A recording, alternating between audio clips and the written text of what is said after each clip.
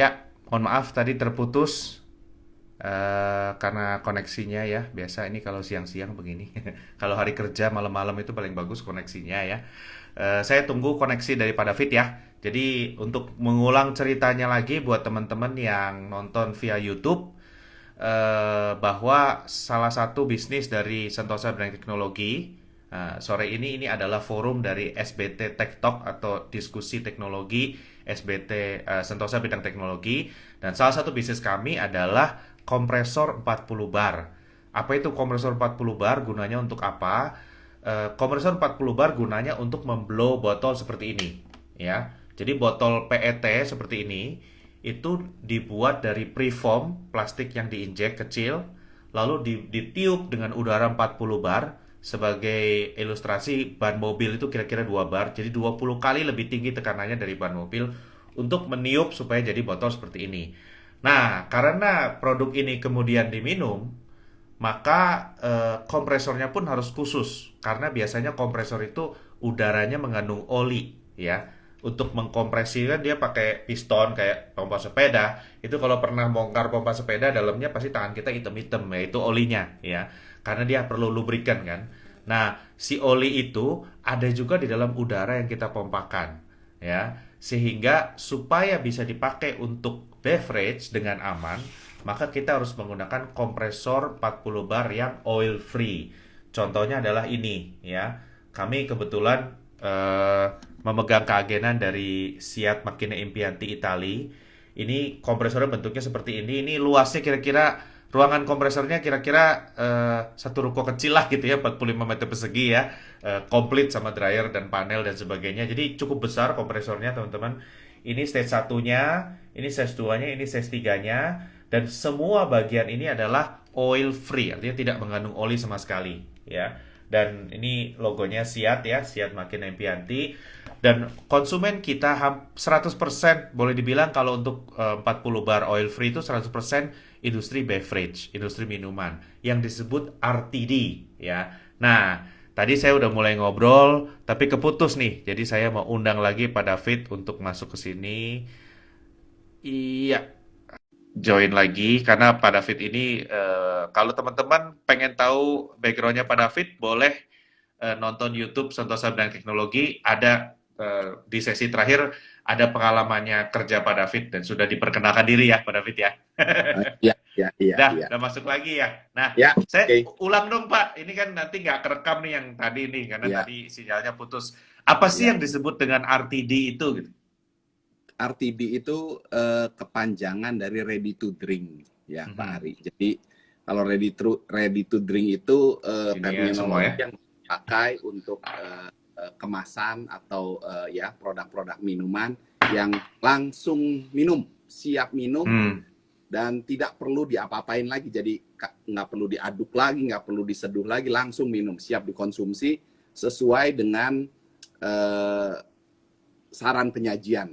Jadi tidak merepotkan, sangat praktis dan kesininya itu istilah ready to drink itu tidak hanya untuk minuman. Tetapi kalau di Mhm. beberapa negara, di beberapa produk ready to drink itu juga sudah dipakai sebagai meal replacement. Jadi pengganti pengganti makan. Nah, biasanya makan seperti apa? Kalau kita tahu tuh makanan-makanan yang saat ini sudah banyak yang sangat spesifik dibuat sesuai dengan kebutuhan orang. Jadi ada yang memang kaya nutrisi atau juga kaya mineral tertentu. Nah, itu mereka sajikan dalam bentuk RTD. Jadi Oh, tidak hanya minuman, tetapi juga sudah bisa sebagai meal replacement. Langsung sebagai minum. meal replacement. Oke, Ya, tapi bentuknya cair gitu ya. bentuknya cair. Bentuknya Bentuknya cair. cair ya. Betul. Contohnya Pureal itu salah satu yang Bisa. kita minggu Betul. lalu kita tunjukkan itu. Betul. Contohnya Pureal atau ada yang mengandung gizi kayak vitamin seperti ini ya. Betul. Jadi ini Betul. termasuk RTD ya. Ya, Artinya bisa langsung diminum ya. Makanya minum. teman-teman beli ini di apotek bisa, di Indomaret bisa ya Pak ya. Betul. Kalau Betul. obat hanya di apotek Apa? ya. Betul. Jadi raknya nggak masuk rak minuman ya. Iya. Jadi Iya, semua betul. yang ada di rak minuman itu apa namanya termasuk RTD. Nah kadang-kadang Ya. sebagai konsumen Pak, bingung nih, ini mau ada yang botolnya gede, botolnya kecil, itu bedanya teknologinya gimana sih gitu ya kan Nah, pasti ada ya iya, bedanya. iya, Nah iya. sekarang saya keluarin botolnya, terus Pak David jelasin ini Ya, pakai teknologi apa gitu ya. ya. Kita coba nih teman-teman, Pak David tahu nggak nih teknologinya ya? Rata-rata sih tahu orang dia yang bikin ya botolnya. Tapi ya ini pura-puranya lah nih. Ini dari Iya. mulai dari yang paling sederhana dulu, mineral Nah, water. Nah, botol yang ini nih mineral Pak water David. ya. Ya, Nah, kalau botol ini ya. teknologi apa aja yang terlibat dalam fillingnya? Istilahnya disebut apa gitu fillingnya? Iya, iya. Ini sebetulnya kalau kita bicara teknologi filling itu, kalau tadi mungkin Pak Hari udah juga sempat sampaikan, secara garis besar sebetulnya ada tiga ya. Hmm, Dari cold fill sendiri itu sebetulnya ada orang menganalogikan sebagai teknologi yang diisi dengan temperatur dingin. Nah, dingin tanda kutipnya ini bisa seperti ambien atau memang di temperatur yang relatif di bawah 5 derajat. Tapi kalau kita oke. bicara umumnya yang kita pakai di sini itu kalau cold fill itu korelasinya adalah untuk AMDK atau untuk minuman yang mengandung CO2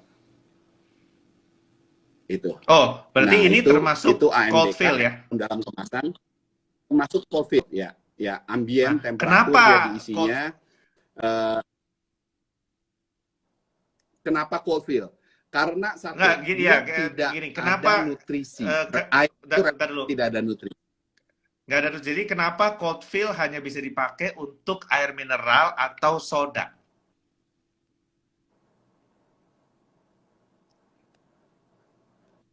Aku putus-putus ya. Ya, ya, ya. Pak, ya ini sekarang udah balik lagi. Kenapa Diulang cold kembali. fill cuman bisa dipakai untuk ya, kenapa cold fill cuman bisa dipakai untuk air mineral dan Ya. soda? Nah, karena ada beberapa kondisi yang memang kalau air mineral itu satu dia tidak ada nutrisi ya, Pak. Tidak ada nutrisi, dia hanya mengandung mineral tertentu yang relatif dia justru penanganan terhadap kontaminasi dan juga penanganan terhadap aspek-aspek ketahanan pangan, aspek-aspek ketahanan dari sisi pengemasan itu cukup dengan proses ozonisasi biasanya. Nah, ozonisasi sendiri temperaturnya dingin tuh, Pak. Mhm. Ya, jadi dia nggak panas, justru dia harus ambien atau dingin dalam tanda kutip. Sedangkan kalau minuman berkarbonasi pada temperatur dingin, cairan itu lebih mudah mengikat CO2 dibanding pada waktu temperaturnya panas. Kalau yang Hmm. teknologi lama sekali, temperatur dingin itu umumnya mereka isi CO2 itu seperti tadi contoh yang Bapak sampaikan atau juga kalau kita umum minum tuh minuman berkarbonasi itu rata-rata diisi di temperatur antara 2 sampai 4 derajat. Tetapi dengan teknologi saat Hmm. ini temperatur isinya pun sudah bisa dinaik. Hmm. Hmm.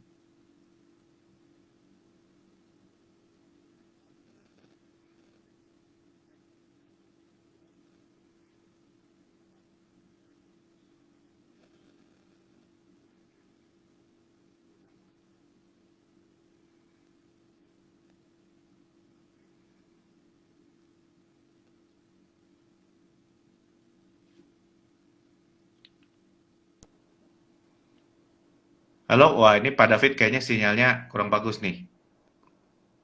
Halo Pak, ya barusan Agak putus agak Pak. melek ya, Sinyalnya kurang bagus kayaknya nih. Iya, yang dari agak Pak melek. David. Iya, tapi nggak apa-apa Ya, sih masih ya, bisa dengar Pak. asal jangan gerak-gerak. Iya, oke. Dengar Pak. Berarti berarti kalau Ya, kalau dengar air Pak. mineral seperti ini ya, contoh aja misalnya Adem Sari ini ya, air Ya, mineral Adem Sari ini, air sejuk Adem Sari. ya, Ini ya, diisi di temperatur berapa, ya. Pak? Temperaturnya ambien Pak, rata-rata antara 25 sampai 27 derajat Celcius. Hmm, oke. Yang harus diisi di temperatur dingin itu yang soda ya? Soda, rata-rata itu kalau tadi saya bilang kalau cold filling itu kalau yang lama teknologinya di bawah 5 derajat, antara 2 sampai 4 Mhm. derajat. Kemudian kalau yang warm filling itu antara sekarang sudah kisaran 11 sampai 18 derajat. 11 sampai 18 derajat. Celcius. Oh, berarti kalau air mineral sih dimasukin ke sini Iya, di suhu normal aja ya, suhu ambient aja ya. normal, normal, Normal, iya. Dan normal. habis itu apakah ada ditambahkan gas, Pak, kalau botol-botol seperti ini?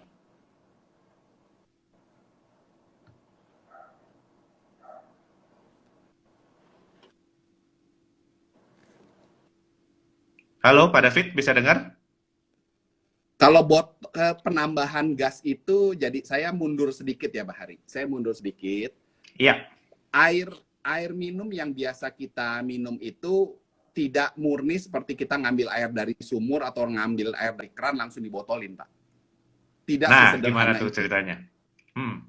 Ya, jadi air-air ini tentunya harus memenuhi beberapa parameter, beberapa ketentuan sesuai dengan regulasi. Jadi ada izin edar, ada SNI yang harus dipenuhi oleh si produsen. Hmm. Ya, air-air ini harus diolah, harus dipastikan sesuai dengan regulasi yang ada. Kemudian untuk bisa memastikan bahwa air ini aman, tidak memberikan efek buruk dari sisi kesehatan dan ketahanan terhadap mikrobiologi, air-air ini diolah.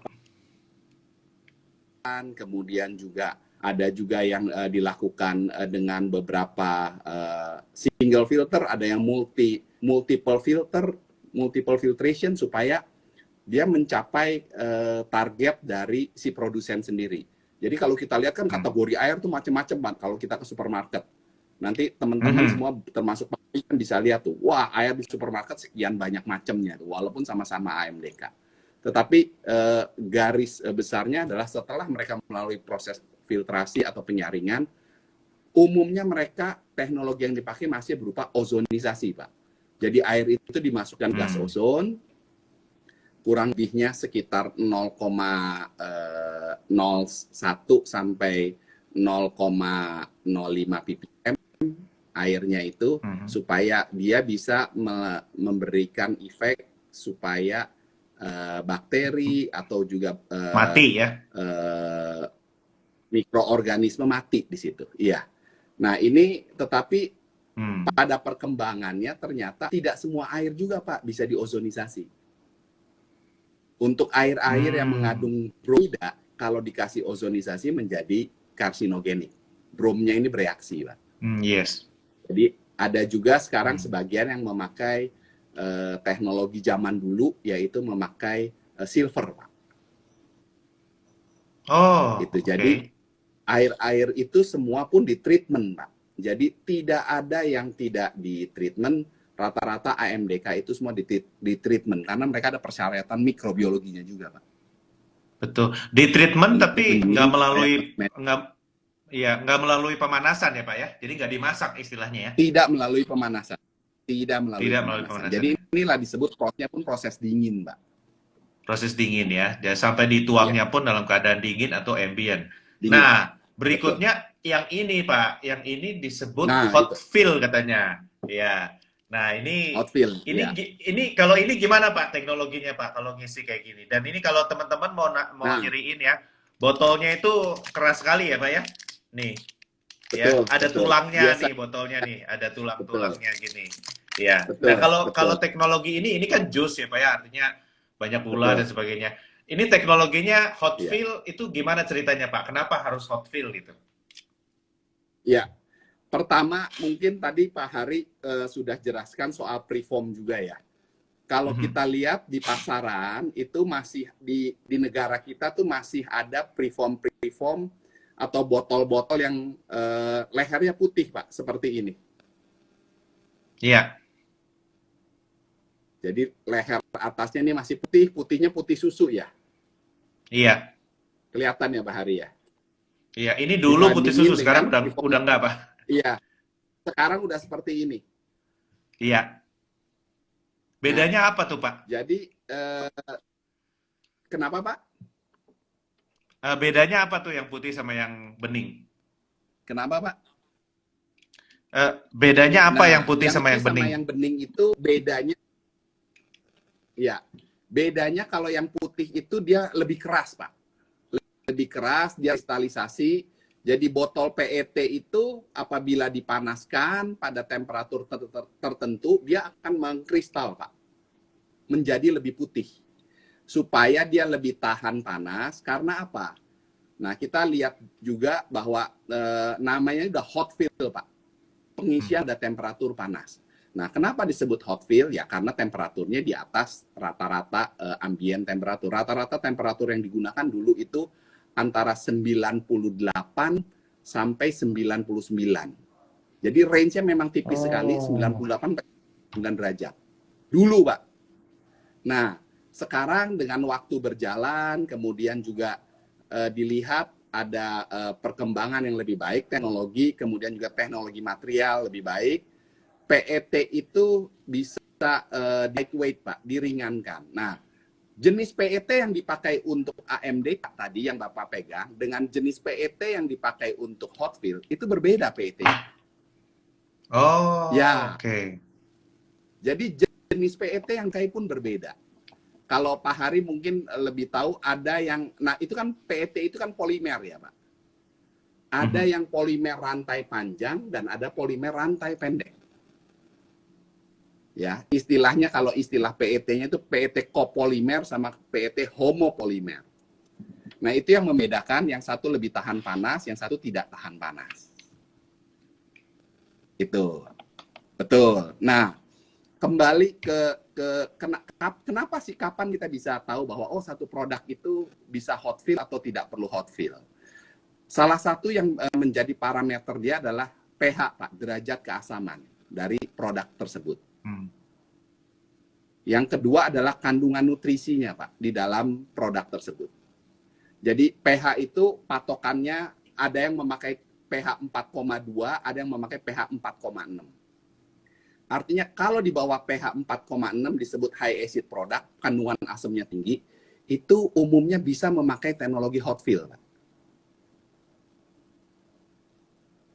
Nah, produk-produk yang pH-nya di atas 4,6 perlu treatment khusus kalau mau memakai teknologi hot fill. Gitu. Jadi sesederhana itu, Pak, garis besarnya untuk memilih kenapa sih ini bisa hot fill, apa itu tidak bisa hot fill. Nah, nanti pada waktu berjalannya kembali tadi seperti yang ditanyakan, kok ada yang botolnya atasnya putih, necknya putih, ada yang necknya itu warnanya sama ini, seperti ini. Jadi atas bawah tuh tidak berbeda. Necknya tidak neck crystallize istilah. Nah, ini bisa terjadi karena apa? Seiring dengan perkembangan teknologi, kemudian treatment proses yang lebih, ya itu kalau Bapak buka, nah betul. Nah, itu seiring dengan perkembangan teknologi, semakin akurat mesin-mesin yang digunakan, kemudian juga semakin dikenal, orang semakin tahu, oh ternyata critical parameternya ini yang harus dijaga, itu yang tidak boleh. Jadi sampai pada perkembangannya pun kalau kita lihat, kategori pH tadi itu pun ada yang sudah bisa dilanggar, Pak. Contohnya teh, Pak. Di Indonesia ini salah satu yang hebat, Pak, minum tehnya, dan cukup susah, Pak. Orang-orang di luar itu cukup susah melihat, wah, ini teh di Indonesia ini tidak mudah bikin. Kenapa? Betul. Karena kalau kita tahu teh-teh di negara-negara peminum teh seperti di Jepang atau di China, itu kan mereka negara peminum teh ya, Pak. Teh mereka itu tidak ada gulanya, Pak. Kemas tapi tidak ada gulanya. Sedangkan kita itu sementara kita manis, gula melulu. betul. Itu.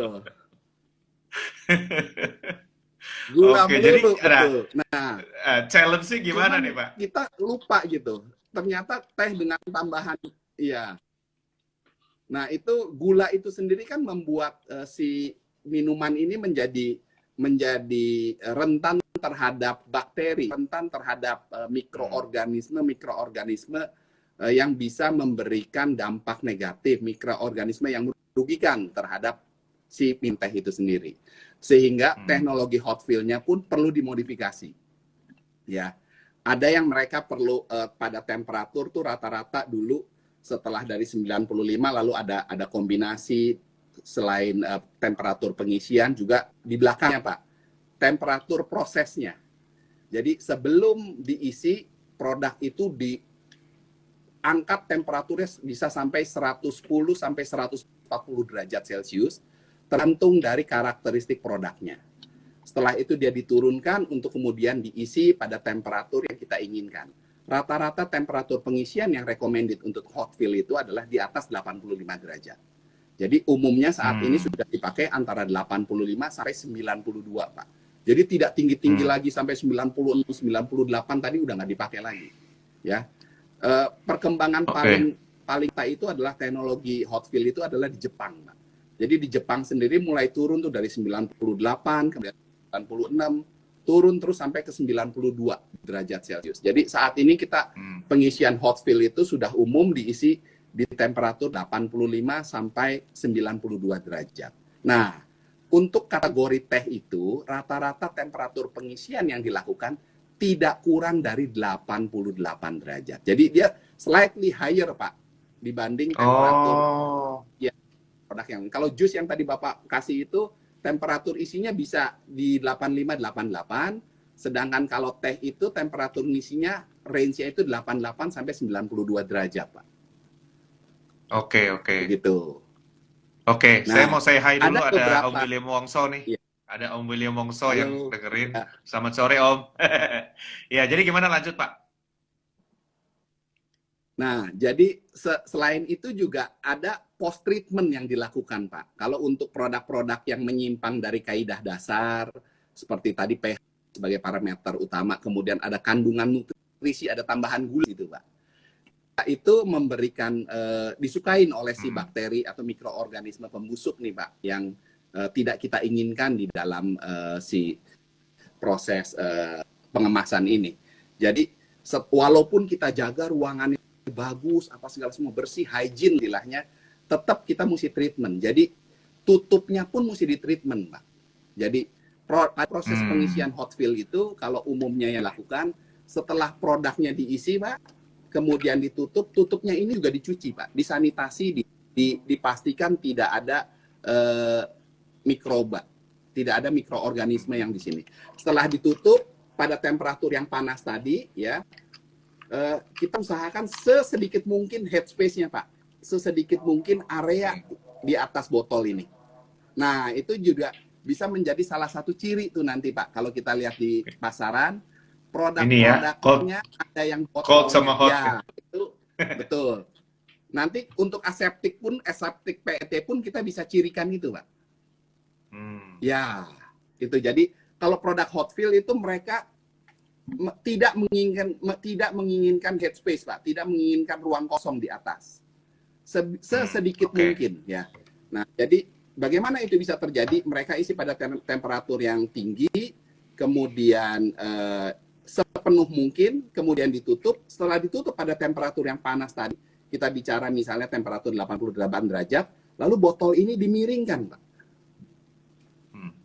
Dimiringkan dengan tujuan supaya seluruh area permukaan di atas ini yang tadinya tidak terkena panas itu menjadi dipanaskan. Nah, ini berjalan selama beberapa waktu tertentu, ditahan, rata-rata ada yang 15, ada yang sampai 45 detik. Setelah itu diberdirikan, beberapa produk masih dipastikan di shower dengan hot water shower antara 80 sampai 85 derajat untuk efek pasteurisasi. Kemudian baru didinginkan. Ada beberapa produk juga yang langsung menginginkan kalau memang botolnya kuat, seperti tadi Pak Hari udah sampaikan, botol hot fill itu rata-rata banyak tulang, Pak. Iya, nih. Tebel-tebel dan banyak tulang. Betul. Kalau dibuka itu dalamnya ada tulang-tulang tuh, Pak. Botolnya ada ris-risnya. Betul. Nah, itu sebagai struktur dari botol pada saat panas maupun pada saat dingin, Pak. Jadi pada waktu dia didinginkan, tujuannya apa? Supaya terjadi shock thermal, Pak. Shock thermal supaya kemungkinan mikroorganisme yang ada di dalam produk ini itu mati, Pak, pecah selnya. Seperti itu. Sehingga produk ini menjadi aman untuk kita konsumsi pada batasan waktu tertentu seperti yang sudah disampaikan oleh si produsen, yang sudah dijanjikan oleh si produsen. Kurang lebihnya hot fill begitu, Pak. Berarti tujuannya di fill dalam temperatur panas adalah supaya bakteri pada saat kan waktu di fill masih nggak ada tutupnya ya. Begini nih, supaya pada saat Betul, betul, dituangin betul. bakterinya Di ruangan nggak kan, masuk gitu, atau betul, yang masuk ya mati ya, karena betul. di Mati. atas berapa sebetulnya bakteri mati di atas suhu berapa sebetulnya Pak? 80 ya? Apa 70? Sebetulnya di atas suhu 70 derajat dia sudah mati tergantung jenis bakterinya, Pak. Oke. Tergantung jenis bakterinya. Tapi ya mayoritas kita angkat lebih tinggi sedikit dengan temperatur itu selalu berkorelasi dengan berapa lama dia terexpose dengan temperatur itu. Hmm. Oke, oke, oke. Nah, sekarang tadi udah Begitu, mulai Pak. kesinggung-singgung nih, teman-teman.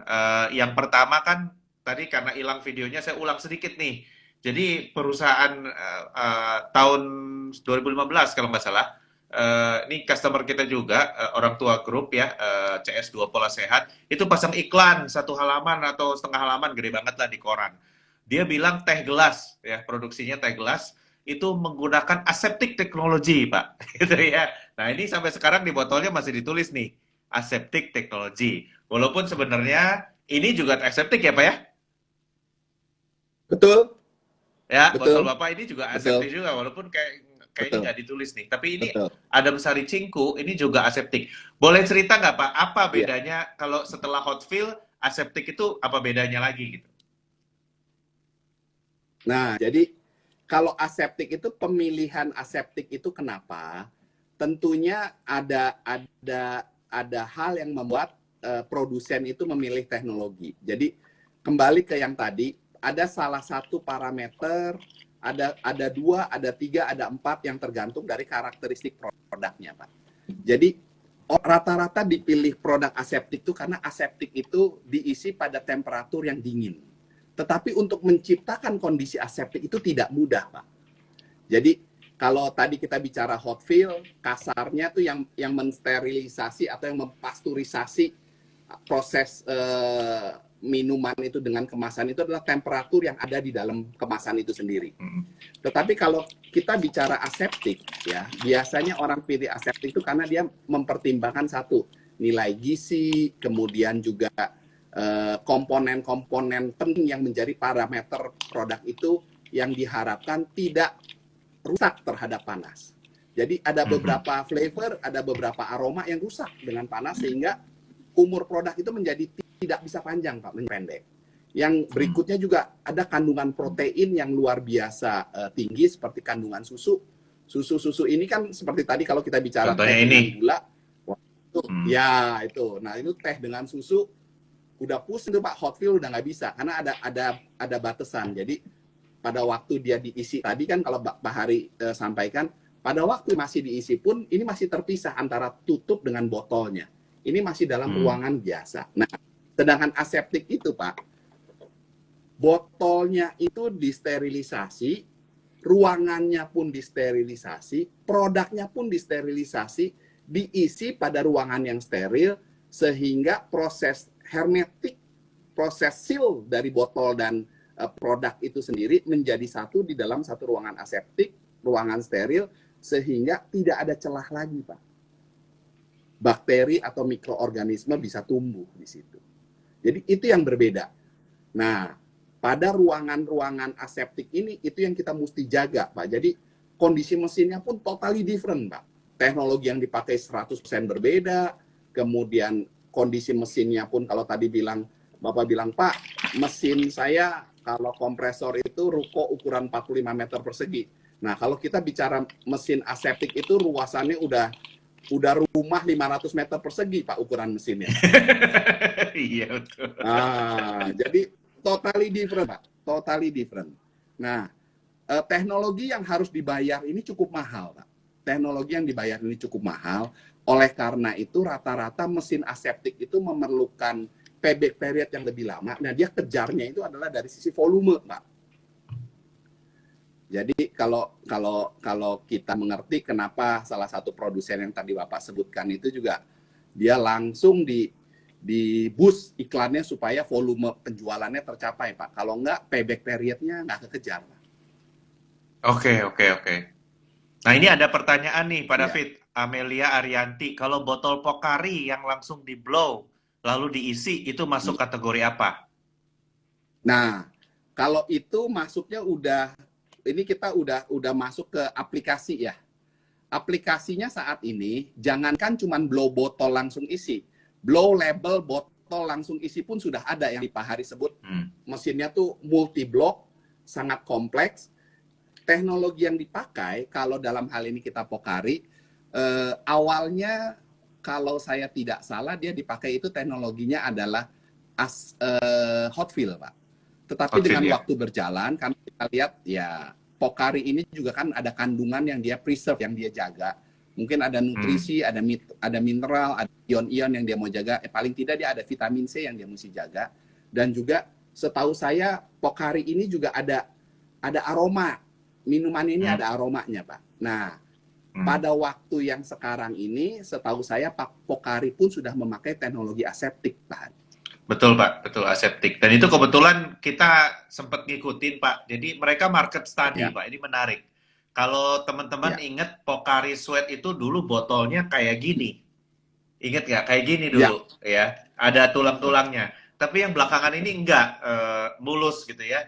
Nah, yang mulus itu ganti aseptik. Waktu itu sempat mereka lempar ke market ada sebelahan, Pak. Yang satu aseptik, yang satu hot fill. Tanpa publik tahu gitu ya. Yang mana hot fill, yang mana aseptik. Saya waktu itu tanya sama orangnya, kenapa kok melakukan itu? Dia bilang kita mau market study dan ternyata orang lebih suka yang aseptik daripada yang hot fill untuk produk itu loh ya isotonic gitu. Akhirnya diputuskanlah bahwa mesin hot fill yang lama itu dicabut, dipasanglah mesin aseptik yang baru. Itu investasinya auzubillah gedenya. Saya juga heran kalau bisa ya. Tapi ternyata bisa. Nah, jadi jawaban buat Amel itu sekarang dulu hot fill, sekarang aseptik dia. Sekarang dia menggunakan aseptik. Ya, sekarang dia menggunakan aseptik. Jadi jawabannya begitu ya. Nah, cara mensterilisasinya tuh gimana, Pak? Botol dan ruangan dan segala macamnya itu. Jadi ya cara sterilisasinya kalau ini kita bicara saya simplified ya, saya sederhanakan. Jadi kita bayangkan ada 3 komponen di sini, ada botol, ada tutupnya, itu 2 komponen, kemudian komponen ketiga itu adalah produknya. Ya. Ketiganya ini nanti harus bertemu di ruang yang steril, Pak. Nah, botolnya sendiri itu pada perkembangannya ada beberapa model macam sterilisasi. Bisa ada yang cara basah, bisa ada yang cara kering dengan bahan kimia, bisa ada yang cara kering dengan elektrobeam. Jadi 3 cara, Pak. Nah, itu tergantung juga regulasi yang kalau di kita sangat simpel biasanya regulasinya, tetapi di beberapa negara yang saya ikutin di Eropa maupun di Amerika, mereka ada batasan-batasan yang lebih ketat, Pak, untuk kategori-kategori residu bahan kimia yang boleh. Jadi sebagai contoh, kalau kita ambil yang proses basah, umumnya itu mereka memakai paracetic acid, PAA, Pak Hari, dengan kombinasi ada yang dengan hidrogen peroxide pada konsentrasi tertentu dengan rasio komposisi tertentu, kemudian mereka memakai bantuan dari culinary steam, Pak. Jadi steam yang sudah difilter dengan baik, derajatnya itu udah food grade, ya, sudah culinary steam grade, itu sebagai media pemanasnya yang bisa langsung nanti untuk mencuci botol itu, Pak. Botolnya dicuci dengan itu, kemudian tutupnya pun dicuci dengan botol itu, kemudian dikeringkan dengan panas, Pak. Jadi dikeringkan dengan panas, dan ada beberapa yang meminta sampai di flushing dengan steril water, Pak, sebelum dikeringkan dengan udara panas. Itu berjalan pada waktu dan kondisi tertentu. Jadi Bapak bisa bayangkan botol ini dicuci pada temperatur tertentu dengan bahan kimia, dicuci, disemprot dari bawah seperti ini pada waktu tertentu, Pak. Jadi mesinnya akan panjang dan besar sekali. Ya. Jadi kalau saya ilustrasikan mesinnya kurang lebih 500 meter persegi, Pak. Iya, betul, gitu, betul. Nah, setelah dan itu pun sama seperti itu. Lanjut, lanjut, Pak. Ya, tutupnya pun sama itu.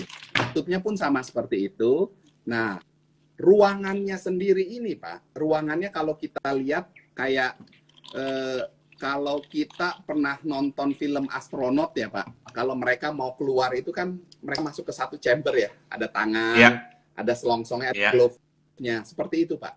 Ini ruangannya sangat Hmm. tersil, bertekanan juga dengan filter-filter kelasnya itu udah sterile filter ya, udah di atas udah bukan HEPA lagi tapi sudah pakai ULPA, Pak.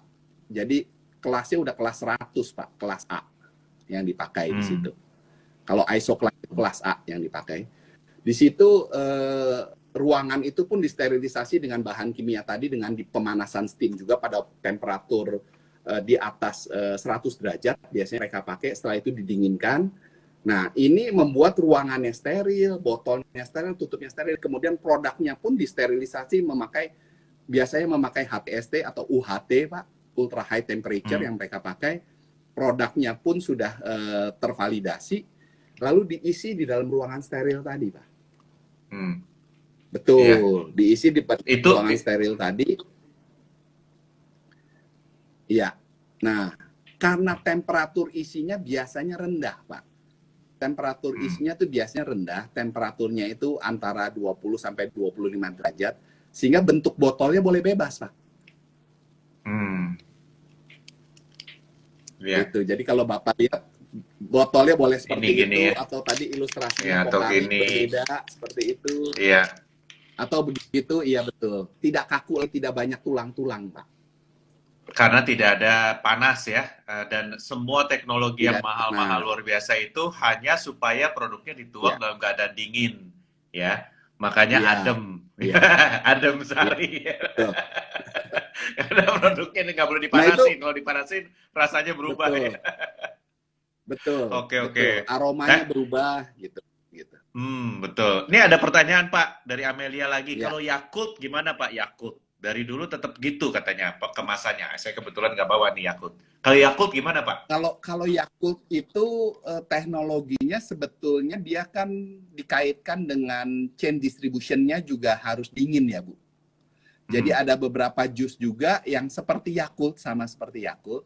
Teknologi yang dipakai itu adalah teknologi dingin, Bu. Temperatur dipakai itu Cold teknologi chain ya. dingin. Ruang pengisian yang dia pakai itu ruang pengisian yang sterile. Jadi kelasnya mungkin tidak kelas 100 tapi kelasnya kelas 1000, tetapi distribusinya harus dingin. Rantai chain distribusinya itu cold chain sudah. Jadi kalau kita lihat Yakult itu dan beberapa jus yang lain itu dan produk-produk susu pasteurisasi yang kalau kita lihat di pasaran atau di modern trade itu juga mereka tidak boleh distribusi tanpa pendingin. Truknya pun dikasih Hmm. pendingin. Kalau Jadi ini boleh ya itu salah Pak? Kalau satu ini dikasih. semua Kalau itu boleh ya? ambien, Pak, bebas. Boleh Ambien, oke. bebas. Itu Oke. berbeda. Jadi temperatur distribusi tadi ini Bu Amelia juga bantu kita nih untuk menjelaskan. Jadi selain teknologi isi yang berbeda, kita bisa lihat juga dari di mana produk itu dipajang. Kalau Hmm. produk-produk itu hanya bisa dipajang di cold chain atau di lemari pendingin yang temperaturnya relatif di bawah, harusnya sih temperatur di bawah 8 derajat temperaturnya. Antara 0 sampai 8 derajat, itu bisa dipastikan prosesnya adalah cold chain ataupun pasteurisasi dengan kemudian diisi pada temperatur dingin. Sama, susu pun demikian. Kalau kita lihat ada Ya. beberapa susu, baik kemasan PET maupun botol ataupun botol PET, itu juga memakai teknologi seperti itu, cold Nah, filling. kalau susu nanti kotak-kotak nih. Tapi ada satu pertanyaan lagi Pak sebelum ke sini nih Ya, ya. Apakah ya, metode hot fill ini dari Siska Aprianti? Apakah ya. bisa metode hot fill menggunakan gramasi botol yang rendah seperti aseptik?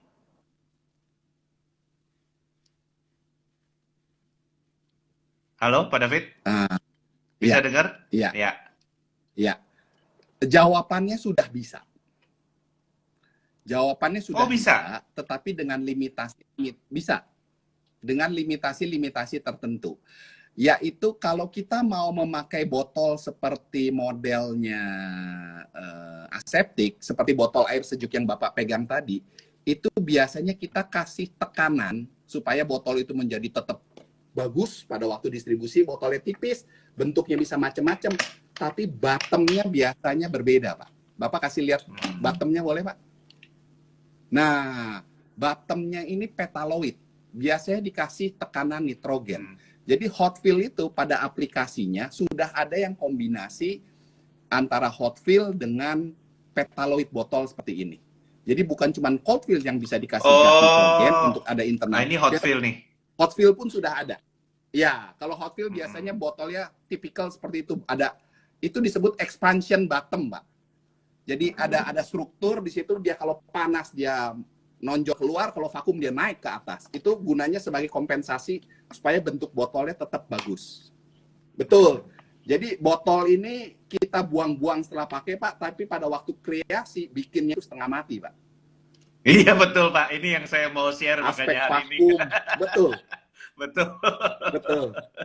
Betul. Nah, teman-teman yang disebut petaloid itu Jadi, ini 1 2 3 4 5 apa ya? 5 sisi ya, Pak? Segi 5 ini ya.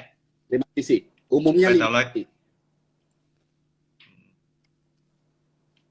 Iya. Begitu. Oke, berarti bisa ya. Nah, berikutnya berarti bisa dengan menggunakan desain petaloid plus dikasih nitrogen atau apa supaya botolnya tetap kenceng gitu ya, tetap kuat ya. Nah, berikutnya Pak, kalau bahas ini juga customer kita nih, Sosro. Aseptik itu asalnya dari ini ya, dari kemasan kertas ini ya? Betul. Betul. Nah, boleh cerita nggak Pak, ini gimana sejarahnya aseptik sebelum masuk ke botol plastik nih, masih di kertas nih, kayak gini? Ya, jadi sebetulnya kalau rekan-rekan ngikutin pembicaraan sebelum ini ya, video yang sebelumnya, rekaman yang sebelumnya, itu dimulai dari ini semua disebut canning industry. Walaupun kemasannya sekarang bukan hanya kaleng. Ya, jadi disebutnya adalah canning industry. Sebetulnya awal muasal sterilisasi itu kalau kita lihat contohnya adalah susu yang Bapak bawa yang lalu itu, Pak, susu yang pakai iklannya pakai naga, Pak. Itu susu steril. Iya. Ya, itu susu steril juga, itu aseptic produk juga pada kemasan kaleng.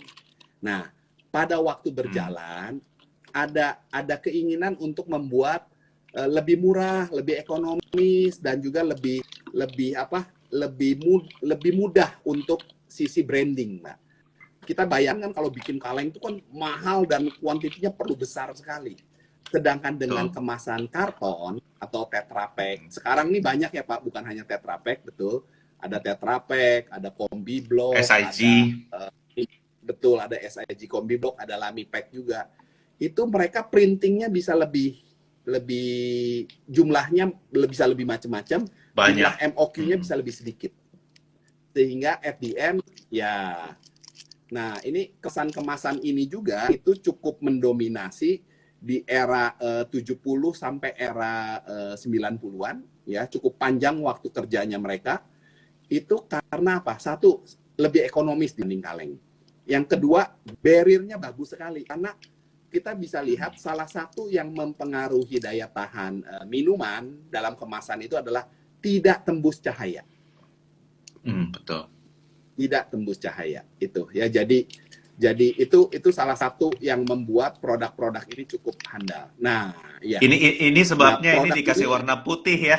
Ini sebabnya dikasih warna putih. Kalau bening rusak dia karena ini susu ya. Betul. Ini PET. Betul.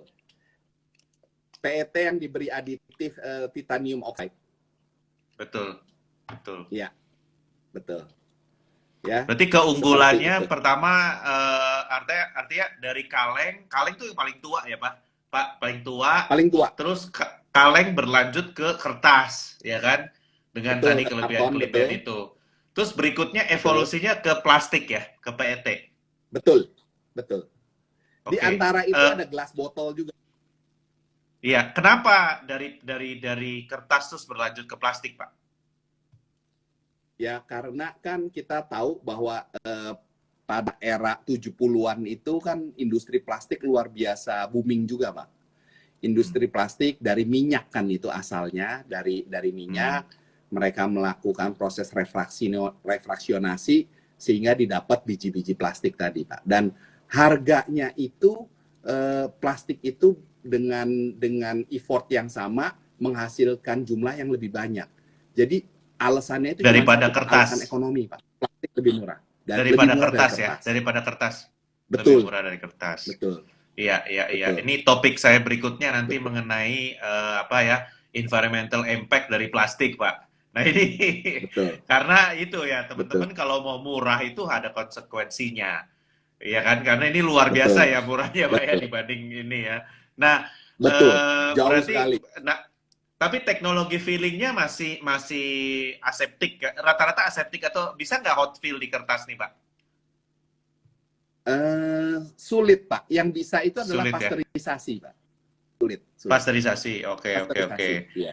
Pasteurisasi Pasteurisasi ya. itu dipilih karena orang lebih suka sama, kembali lagi, rasa itu nggak bisa bohong. Jadi ada nutrisi yang sensitif, ada kandungan-kandungan protein tertentu yang sangat sensitif terhadap panas, sehingga dia tidak bisa dibawa sampai temperatur sterilisasi. Kalau susu rata-rata temperatur sterilisasinya sampai 142 derajat Celcius, sedangkan kalau pasteurisasi rata-rata kita bisa pakai di 90-an derajat pada waktu yang relatif 30 detik, kalau susu 142 derajat hanya 4 detik, Pak. Oke, Nah, oke. tapi pada temperatur yang tinggi itu ada denaturasi protein yang terjadi. Nah, itu beberapa Betul. orang yang sensitif bisa merasakan susu yang pasteurisasi sama susu sterilisasi itu berbeda Memang rasanya. rasanya beda, Pak. Kemudian Nah, ini contoh, Kertawidiawati nih dari ya, Bali. contoh Oh, paling sorry, lanjut, sederhana lanjut, lagi, Pak. lanjut, Pak. Hmm. Contoh yang paling sederhana untuk bisa menjelaskan teknologi tadi antara pasteurisasi sama sterile itu, kalau kita sekarang minum kopi mau dikasih buih susu tuh, Pak, fruit, Ya, ya itu nggak bisa pakai susu steril, Pak. iya. Itu hanya boleh bisa pakai susu segar atau susu pasteurisasi. Karena itu perbedaan, ada Kenapa, Pak? protein yang rusak pada saat dibawa ke temperatur 140 derajat. Proteinnya rusak, Pak. Sehingga kalau buih itu kan terjadi, buihnya susu itu terjadi karena salah satu protein yang terkandung di susu. Nah, kalau kita lihat juga, kita jeli perhatikan, di susu-susu kemasan itu, apapun kemasannya, mau kaleng, mau gelas, mau karton, maupun PET, pasti ada endapan, Pak. Walaupun susunya susu putih. Berbeda dengan susu pasteurisasi, dia tidak ada endapan. Nah, yang mengendap itu adalah protein, salah satu komponen protein yang rusak. Itu bedanya. Oke. Nah, ini ada pertanyaan dari Kertawidiawati nih, dia dari Bali. Apakah semua jenis plastik tadi ya, yang hot fill itu semua bisa di-recycle? Pada dasarnya sudah bisa. Tinggal kembali ke yang lalu kita sempat diskusi, kolektivitasnya, kemudian treatment-treatment yang diperlukan ini yang mungkin masih mahal biayanya di tempat kita. Kalau di luar negeri, mungkin di beberapa negara yang sudah environmental friendly, si konsumen itu dipaksa untuk memisahkan, kan, Pak. Kalaupun dia setor ke collecting centernya itu dapat biaya pengganti lah kasarnya. Di kita masih susah itu. Tapi masih bisa di-recycle sudah. Bisa ya. Nah, ini Amel nanya nih, tapi saya nggak gitu ngerti pertanyaan ini. Can untuk susu apa juga pakai lacquer? Lacquer maksudnya cat ya? Bisa juga ya, Pak ya? Luarnya kan bisa dicat ya? Pelapis. Iya, pelapis. Iya. Betul. Itu pakai juga ya? Ada ya, Pak? Jadi mungkin kalau bicara seperti yang lalu, ini kebetulan saya masih bawa kalengnya. Mungkin kaleng yang dimaksud kaleng seperti ini ya. Kaleng ini tentu kalau dilihat sebetulnya tin plate-nya itu pada welding areanya selalu pakai lacquer.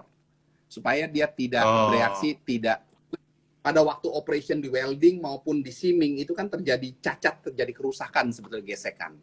Nah, itu dilapisin lacquer supaya tidak mengkontaminasi, tidak memberikan tidak bereaksi dengan susu itu sendiri. Susunya berarti kaleng susu tetap pakai lacquer ya? Tetap pakai lacquer. Nah, sekarang packaging terakhir, Pak, yang gelas. Iya, jadi bisa Ya, bisa cerita dikit ya. nggak kalau gelas gimana nih prosesnya, Pak? Kalau gelas itu kan seperti saya sampaikan yang lalu, kita itu ada beberapa jenis gelas ya. Ada yang lime soda, ada yang kombinasi sudah. Nah, kalau gelas itu sendiri sebetulnya problem utamanya itu bukan di mana-mana, tetapi problem utama dia itu justru kalau kalau gelas botol itu adalah dari sisi berat ya, satu berat, kemudian juga kuantiti atau pemesanan jumlah gelas botolnya ini harus banyak dan besar. Jadi industri gelas tuh kalau kita tahu berhentinya rata-rata cuma 1 kali dalam setahun, Mbak. Dia tidak boleh berhenti. Hmm, Karena energi hmm. yang manasin tanurnya itu luar biasa Iya, besar. Nah, betul. sedangkan gelas itu sendiri ya kita pakai sebetulnya karena nilai tertentu yang tidak bisa digantikan oleh kemasan lain. Ya, Hmm. biasanya itu karena faktor dia tidak tembus udara, Pak. Gelas itu tidak tembus Oh, ini udara, ya, kemudian juga betul barriernya bagus terhadap udara, Pak, barenya terhadap bagus. oksigen, betul. Seperti kaleng, Hmm. betul. Seperti kaleng, kemudian juga eh, dia itu ada image yang kita pilih. Kenapa kita pakai gelas? Karena kita mau kalau kita kasih minuman itu dalam bentuk kaleng, mungkin orang pikir itu sebagai minuman yang bisa diminum setiap saat, sedangkan itu kan suplemen ya Pak, ada dosisnya. Hmm. Jadi kita Ini ya, berharap ada keseriusan dari suplemen, betul. Ada pemilihan-pemilihan dari sisi marketing strategi, betul, betul. oke. Tapi faktor utama itu adalah karena dia barrier yang cukup baik, kemudian juga memberikan proteksi yang cukup baik buat kandungan nutrisi dan vitamin yang ada di dalam produk itu. Oke. Nah, ini kalau misalnya tadi saya ceritain sedikit tentang kompresor kan ya Pak ya. Eh, Ya, Penting nggak sih kompresor oil free untuk memblowing botol-botol seperti ini gitu? kalau penting apa enggak kayak kita bicara manusia tanpa jantung itu, Pak. Hmm. Atau jantungnya itu nanti jalur apa ini apa nadi kita itu penuh dengan kolesterol, Pak, kalau pakai oil, Pak. Nggak Karena ada bisa. olinya Dan ya. ada olinya, betul. Dan Iya. gini loh, kalau kita di industri makanan minuman itu kan sebisa mungkin mencegah ya, Pak. Mencegah dari Hmm. awal.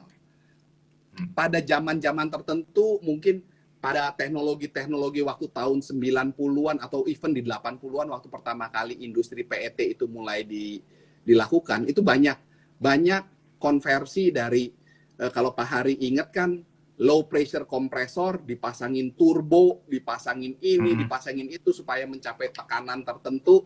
Setelah itu filternya mungkin bukan satu dua Pak, puluhan filter yang dipasang Pak. Mulai Hmm. dari mechanical filter, ada nanti labirin filter, ada mechanical trap, mungkin media trap seperti itu. Tapi tetap aja at the end oli kan pada temperatur tertentu dia menjadi uap. Nanti pada temperatur yang Iya, lebih rendah dia akan kondensasi lagi. Itu betul. sulit sekali Betul. ngontrolnya Pak. Sulit sekali. Hmm. Hampir tidak apa tidak bisa kita operasional mengharapkan oil free tapi memakai kompresor yang bukan oil free. Hmm. Hampir mustahil jadinya Pak saat ini. Iya. Kan kita nggak mau konsentrasi kita juga terpecah hanya ngurusin filter oil kan Pak. Betul, betul. Dan kalau Resiko yang sudah dipertaruhkan serepot, terlalu besar Pak. iya, kalau sudah serepot itu kita memproses produknya, botolnya, tutupnya, ya anginnya juga jangan lupa ya, Pak. Betul, Karena betul, itu betul. potensi Kalau di potensi industri kontaminasi utility kan. penting sekali.